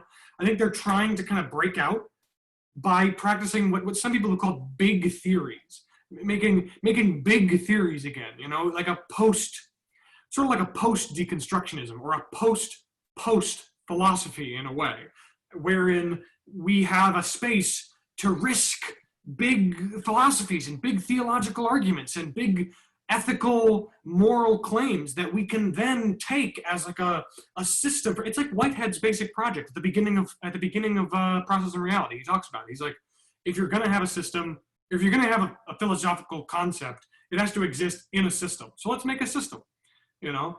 And he's like, it's very modest for him because he's a, you know, laser brain guy. But I think these other, like Deleuze and so on, they're trying. And I hope to, you know, kind of engage more with these ideas, that there's this room for big theoretical arguments that can take place that aren't necessarily naive. It's just a creative sort of interpretation of our circumstances that can hold true if we change our definitions of truth and so on. And I think that as a part of that, Deleuze, Lacan, Badiou, they all have to, yeah, he's very smart. He's just a really, really big egghead. He's an egghead. I'm saying that, yeah, these arguments, these big theories have to engage with God, and they have to account for God. They have to say, like, okay, what is going on there when we talk about God? What do we mean? You know what I mean? And I think that certain people have good answers. Like it's the thing beyond appearance and stuff like that. Like that's interesting. You know, yeah. Like, yeah. But I think that there's definitely room. And in fact, maybe at this point in time, maybe it's kind of on us to spearhead that, to try and break free, to try and maybe to make some new metaphors, you know, like the ones in this story, some new metaphors of universal history. But I really hope I'm not sounding like I'm some dogmatist that's like, we need to just keep doing it. It'll work eventually. You know, I don't mean this, you know, we can't just keep making spheres over and over. That doesn't seem to, but I think we gain things. Every time we make a new sphere, we gain something. We learn something. Every time when Pascal created his fearful sphere, rather than the comfortable sphere of the pre-Socratics and Xenophanes. We learn something. We learn something about what it means to be a modern man. Even if that's just particular to us, we learn something about our particular situation, and I see value in that. And so I see value in big theories, and I see value in engaging with theology and with religion in this way, even if it's distanced, even if it's like, kind of like I'm an atheist, I guess at my core, whatever that means, but I have to account for God in some sort of way. You know what I'm saying? I don't know. Yeah, definitely. So that's also kind of the way I see it, in the sense that, any kind of theory or perspective on things, I don't think it's possible for them to be either 100% wrong or 100% right. So I always try to take something from everything. And it's more a matter of, ratios and degrees of truth than, either an absolute affirmation or negation. So just to clarify, yeah, I'm not saying that Christianity or evangelical Christianity's, not like a big factor or that it's a abstract thing. I was just saying more personally for my own situation, because I don't really take it seriously as a big perspective idea that I could adopt. I was just saying that because, yeah, I definitely interact with a lot of, especially when I worked at Lowe's, I had coworkers that were evangelical Christians, and I definitely think there's a value of, I would try to talk to them and whatnot. They don't really respond much to logical arguments, is my experience. They reason on a very emotional level, which, I don't think there's something like a priori bad about reasoning on an emotional level, as long as you kind of know that you're doing that and not to mix it with other types of reasoning, I guess. But so I guess I just wanted to clarify that sense. But yeah, I'm curious to know what Nevin would say about this, because I know that it's more of an actual personal lived thing for him than me. Yeah, I'm similar to, Ed, at least I grew up, fundamentalist, and I still have not local fundamentalist friends, but I have a lot of Facebook friends who are fundamentalists because they're from my home community and from my childhood. And I tend to post things that are pointed at them, and I occasionally get into arguments with them, but they're not very productive, and mostly they end up, I don't know, they're just not very productive as a rule. And for what, like Chase said, because they don't really, not only do they not reason well, they don't think reasoning has any tremendous value. They believe what they believe, and that's the end of it. What's the old saying? God said it, I believe it, and that settles it. And so, what do you do with that? So I tend to see it, actually, I tend to see most things, frankly, but I tend to see it as a power struggle. And I just hope that they lose. But I don't, engaging with them. I mean, there's some people that you can actually engage with in conversation, but the vast lot seems not to be very effective. One comment I wanted to make about this essay, this transition of this metaphor that we've been talking about, from something comforting for some people to something fearful. I'm wondering why. Like, what's the difference between the way Giordano Bruno experiences it and the way Lucretius experiences it? How does that differ from the way Pascal experiences it? And I've struggled with this through my life, trying to understand the feeling or the attitude of horror that some people feel in a world without God, in a world without the divine. And I used to feel that myself. I mean, I still do to some degree, because it's so deeply entrenched into me. But there's, and it may be the result mostly of how you were raised and how deeply this stuff was embedded in you. But some religious people, and again, I was in that boat for a long time, have this deep terror of a universe in which there is no divine being. And the under, the sort of the fundamental ground seems to be like, well, there can't possibly be any meaning to the universe if there is no God. I mean, there's the ethical question. Dostoevsky said, if there is no God, all things are permitted. So there's that worry. But even, more broadly, the notion of meaning and value, how can there be any meaning to human life if it's not a part of a cosmic narrative that includes a being that is eternal and transcendent and outside space and time? And I guess I get that a little, I get that some, because, you can say, well, how is my life going to be meaningful if it's just going to be this short period of time and then it's over? And if the physical universe is just the physical universe and that's it. But on the other hand, there are people, and I assume it's a genuine feeling, that talk about, and you get this from Lucretius and people like that, who look at the physical cosmos and they feel something very close to that sense of awe and reverence and belonging to a giant, belonging to a cosmic play of forces, that even if it was deterministic. So Lucretius, from what I vaguely remember, is a determinist. He thinks that, like he talks about all these atoms falling through the universe, and occasionally there's these little swerves, and those little swerves are that we interpret as free will, but they're just kind of little swerves and all these atoms falling. And yet he writes this poem that is, this elegy of the beauty and the magnificence of this.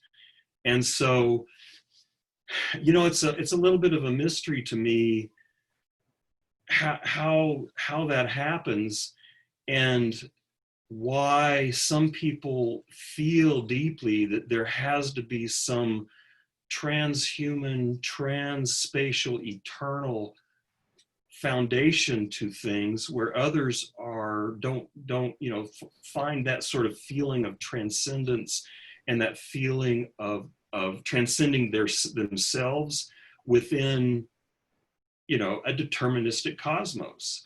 And I mean, it kind of reminds me of that, the story we were talking about, where the guy experiences himself and his particularity, and then somehow that particularity lifts him into this sort of transcendent state of mind. One of the things that is that makes Mahayana Buddhism different from what's it called now? Not Hinayana, but Theravada. There you go, Theravada Buddhism. At least Zen, I think it's Mahayana Buddhism in general, is this notion that samsara is nirvana. If you talk to a Theravadan Buddhism, they'll say, like, oh my God, no. I mean, nirvana is something that happens at the end of millennia of rebirths and all that.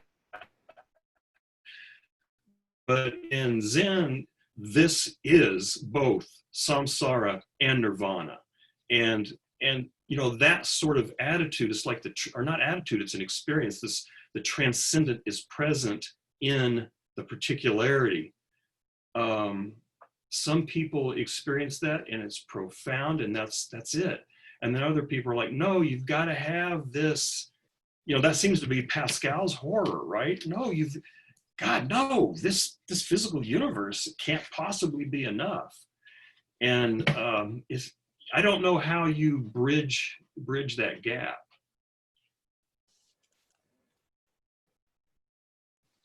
Yeah, so I'm just laughing at your amen, Chase. Amen, hallelujah. So Preach, brother. That's right. I think there's definitely So yeah, I wonder about that too, in the sense of, you know, some people, I think they kind of build up these images of the universe, and they kind of put all their eggs in one basket. And I think that's a mistake, in the sense that any kind of, I'd say, like, determinate static idea representation of what the universe is going to ultimately let you down, because what it really is something that can't be represented. It can't be put into a nice, neat, doctrine or whatnot.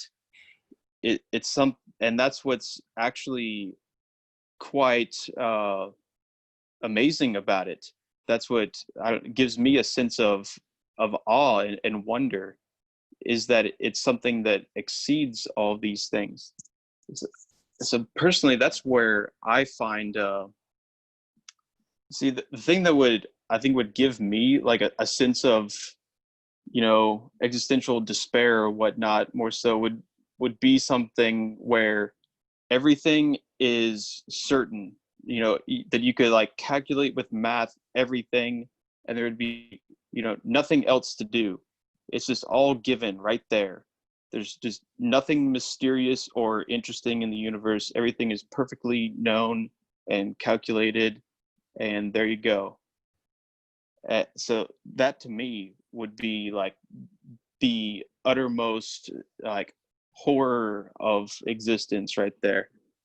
So I think what is going on, I think, at least in terms of, this history that Borges is kind of laying out, is, well, I think Nietzsche really understood, in the sense that he said basically, for a long time, the Christian world put all of their constructs of meaning, they put their orientation of meaning in this image of a god, this essentially like political monarch figure of God.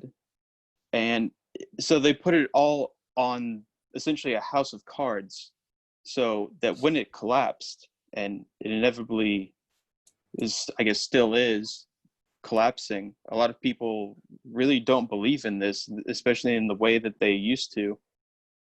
Then that opened up, the possibility of nihilism. That's why he says that Christianity was basically, just another form of nihilism that would ultimately lead to a more outright nihilism. And I definitely think something like that is true, but I would extend that to basically every kind of static belief system, any kind of dogmatism. They're all forms of nihilism, because they can't really express what is going on, in the sense of there's something ineffable, something mysterious, something that can't be represented, something that can't be, turned into a math equation. And that's, I think, that kind of source of novelty and the slippery nature of all these things. That's what's I don't know, that's what gives me some kind of sense of meaning to all these things, where I feel like engaging with that is a very fruitful thing. And that's why I would never want to have, if I die and I go to heaven and God just like, oh, this is what's going on, the world's flat, and this is the truth right there. That would be awful to me. So hopefully that related in some way. Yeah, I mean, I agree with you in a lot of ways. My mom isn't like a fundamentalist Christian necessarily, but she is Christian, and I can tell that, like her experience and so many of the things that go on in her life, she kind of colors in a Christian lens. And I don't know, I mean, I talk to her a lot, and I really try to bring forth my perspective, but I I can't help but feel like my perspective would be sort of hellish or sort of horrible if I didn't live my life the way I did, and so it's this hard thing where in the process of me trying to convince my mom, my perspective and trying to say, like, not believing in Christianity, there's still ways to find meaning within your life. I think that would also require her to do a lot of things that she hasn't done at all in her life, and so I feel the closer I get to convincing someone that, whatever their belief system is, I don't want to say wrong, but maybe it's halting you or stopping you from doing certain things. It's like, I think just like an entire change of your experience and what you do is a part of that. It's like, if I didn't read and write and do all these things that kind of give my life meaning, then the way I see the world wouldn't make sense in the way it does, and so I feel like as I'm forcing my opinion on them, I'm also forcing kind of my experience and my way of life in a sense, and that's really where I just find myself stuck in that sense. It's just, it's my beliefs are so tied to my experience that trying to convince someone else of it feels like I'm trying to convince them to live my life, to be me, and that's not something I want. So. On my reading, Nietzsche's biggest complaint against Christianity is not that it was a myth, but that it was an unhealthy and destructive myth. That it was a myth that eviscerates the human spirit. And so, again, on my reading anyway, he thinks we all have to have a myth in a sense, in the sense of some kind of narrative that ties the facts of our lives together. But then, and I don't know if this is more Nietzsche or Sartre, but then, we're free to construct that myth consistent with those facts of our lives. And I think Nietzsche would just say, but I would prefer people to construct a healthy myth, one that does not, at least in his view, eviscerate the human spirit. And so,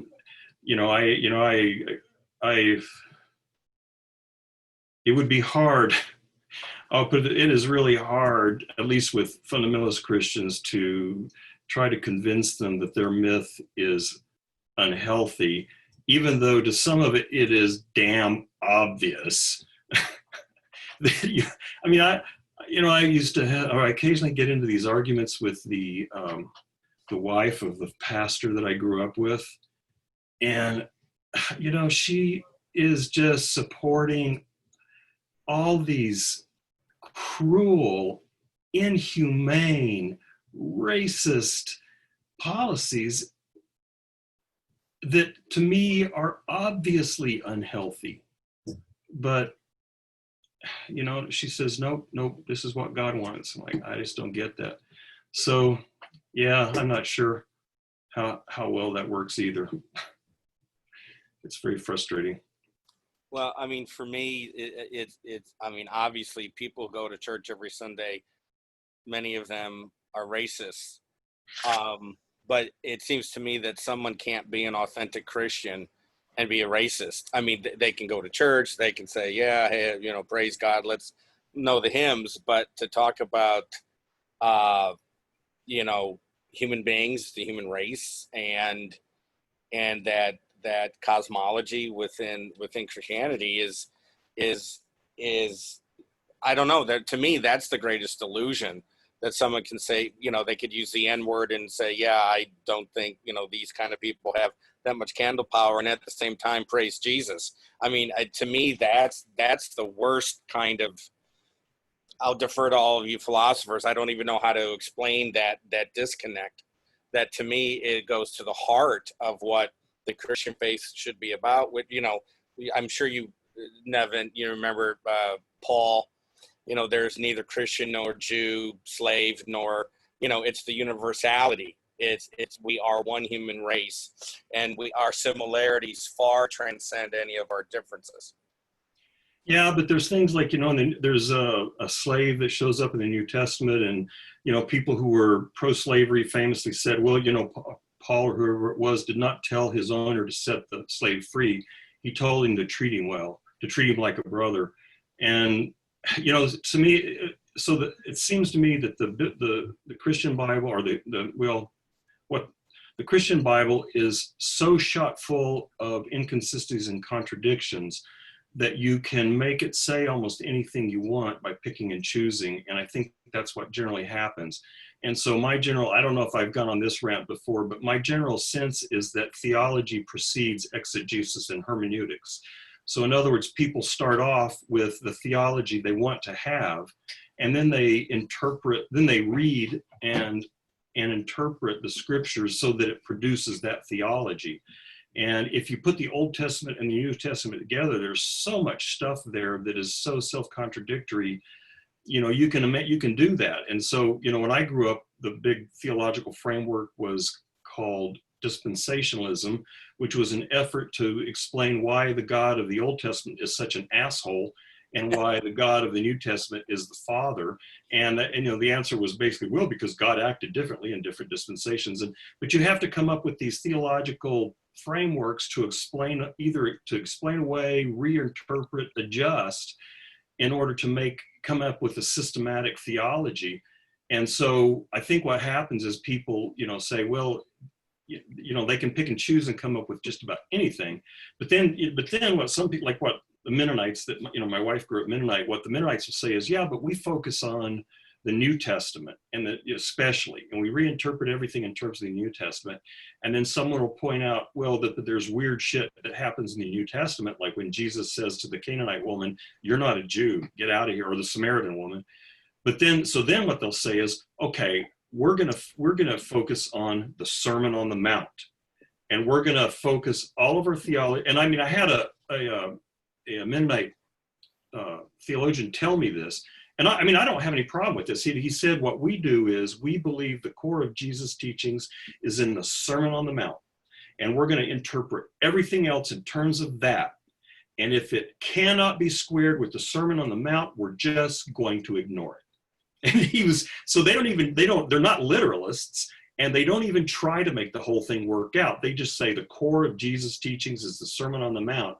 And if you do that, then I think you're right. I don't think a lot of the stuff that the religious right claims, if you run it through the Sermon on the Mount, it does not work. So it kind of depends on which Jesus you pick. What was the phrase never used? Theology precedes exegesis? And hermeneutics. And hermeneutics. Thank you. I knew I was missing something. Yeah, I have definitely noticed that as well with Christian fundamentalists, where I usually will make the point that, so let's say, yeah, the Bible is the literal word of God. Well, you still have to interpret it. That language may be the same, but first of all, it's a translation. So if you're going to believe that and you don't learn Hebrew, Aramaic, and Greek, then I don't know where you're coming from, because you're totally disconnected from reality at that point, because you're reading a translation. So, and then, so I'll ask them basically, okay, yeah, but everything is requires some kind of translation, and in this case, you're born into a culture that has a certain translation, a certain context in which you interpret all these things. And so it's basically, okay, well, how do you know you have the right interpretation of this, divine document? And I've had them tell me, one told me that it interprets itself. And then I was like, okay, then why are there multiple interpretations? Why do some people interpret it differently if it interprets itself? And another one was someone, my coworker, she told me that she makes sure to pray beforehand that the Holy Spirit guides her interpretation. And I made the case that, okay, so people do that, multiple people do that, and they get different interpretations, then how do you know you're getting the one interpretation that's, okayed by the Holy Spirit? How do you know that's not the devil basically making you think that that's the interpretation to go along with the Holy Spirit, when in fact it's the opposite? You don't know that. So you have to basically look outside the text itself to try to understand the cultural milieu that it's embedded in order to understand it at all, I guess. So basically the idea of, a kind of literary fundamentalism, I don't think makes sense, because the necessity of interpretation. And, also to go back to what you were talking about, Ed, about the, why people seem to, so Christianity does seem like a religion that was originally very much motivated by, I think, a kind of genuine sort of spiritual sentiment, I guess you could say. So it definitely reminds me of, so I've been looking into Henri Bergson's, his book After Creative Evolution. He wrote The Two Sources of Morality and Religion, and he talks about the open source and the closed source. And he says basically that with what he calls like creative emotions, that the people feel emotions that are expansive, that give them a sense of kind of these dissolved boundaries, where they feel a kind of sympathy with things beyond themselves, with beyond any kind of defined category of people or beings and whatnot. And people act out of those emotions, and eventually they kind of they sort of create a sedimentation of doctrines, which kind of come afterwards. That first you have, the person who has the insight, and it's something that they feel and understand in an intuitive manner. And then people kind of attracted by their charisma and just like the way they live their life will then sort of will say, well, put it in words in ways that we can write down, what's going on with this. And then that becomes, doctrines and morality and laws and things like that. And that's when it starts being exclusive. It starts, putting disjunctions into the system. And I think basically, what we see with Christianity, it's almost like a tragically ironic extreme of both, where I see Christianity, like one of the interesting things is it, and I think why it was such a popular religion worldwide is because it is so kind of universal in a sense. At least it appeals that way, and it seems to me. But then it created all these closed systems within that, all these, divergent tendencies that led towards, closure. So I think we kind of have to understand that, maybe contra Bergson, that even in a religion that has, a kind of fundamental openness, despite becoming, this kind of institutionalized doctrine and dogma, that it's naturally going to become closed, and it's going to become closed in ways that are contradictory, that will kind of almost eat itself. And I think the best way to kind of get over that is just kind of go back to, that original way of seeing, where you go beyond these kind of closed categories of exclusion and whatnot. But then again, if Bergson's right, then ultimately both these movements go together, and it's just I guess a case of degree, I guess. I don't know, but at least that helps me make sense of it. There are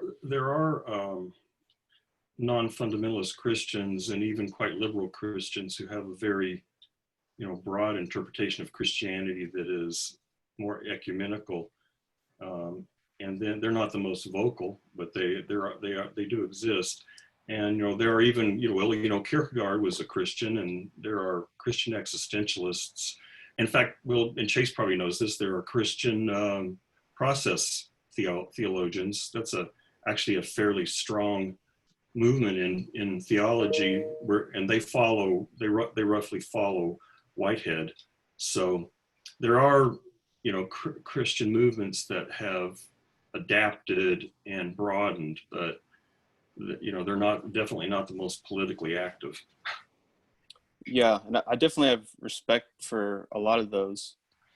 I know a lot of people that are Christian in that sense, and it seems like that's a big factor in kind of giving them some sort of positive, personality traits, I guess you could call them, where they do seem to be very open, kind people. And in that case, I don't try to persuade them that, Christianity is wrong because, Deleuzian metaphysics or something like that. I would never, do something ridiculous like that. And that's why I kind of see, more with Nietzsche's idea that, these are kind of like useful fictions in a sense, where I wouldn't probably relativize it, totally like that. But I think there's definitely like a role for religion to play in that sense. I know some people that could probably use religion in some manner or not, because they basically don't have a healthy mindset or a healthy way of trying to make sense of the world. And it's like, seriously, like one thing basically of my old roommate, who's basically like suicidally depressive and has been for just like years. And it's kind of like, man, think of anything else other than your perspective now. Like seriously, he would probably be better off being just like a fundamentalist Christian than whatever his belief set is at the moment. So I see there's definitely, it's definitely a complex thing. And it's almost like it's a very personal kind of thing, kind of like what Travis was talking about, that, it always has to relate really these interpretations or whatnot to our own lives in a sense. That's why it's hard to be prescriptive about it, especially in a universal way.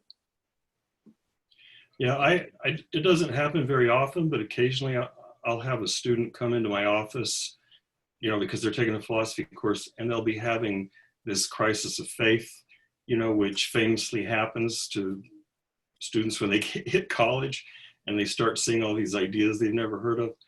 And I try to be careful not to, if someone is in that kind of turmoil and suffering, I don't say, like, oh, there is no God, grow up, or your God is a loser.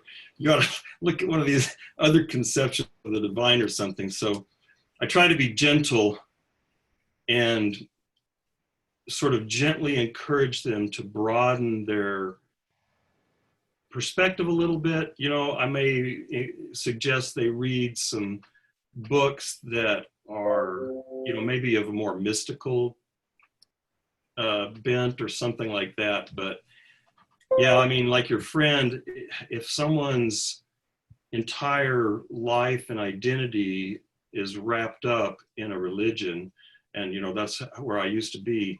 One reason I think why people become so defensive is because it really is a part of the core of their very identity.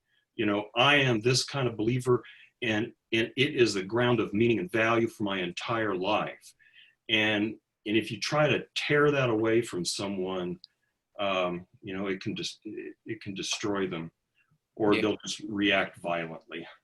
Yeah, I apologize. I've got my class tonight. I really appreciate all the comments y'all have made. You've been very extraordinarily thoughtful and really working through the different issues, and I appreciate you letting me be personal, so to speak, with the experiences I have with people. But I also wanted to invite you all to the movie I'm showing, which is just serendipity. I don't know if that's the correct word, but it's an excellent film by Carl Theodor Dreyer, titled The Passion of Joan of Arc, and it came out in 1928. And I can send you, no requirement, but I can send you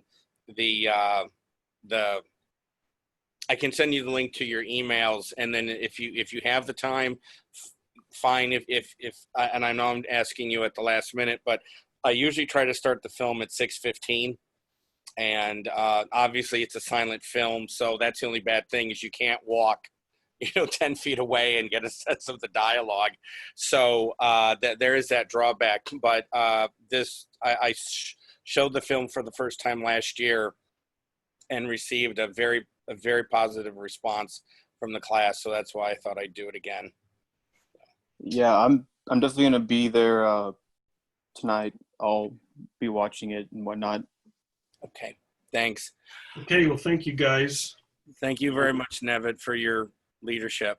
Well, I'm happy to have you guys talk with me. So thank you very much, and we'll see you maybe Friday. I hope All so. right. See y'all later. Bye-bye.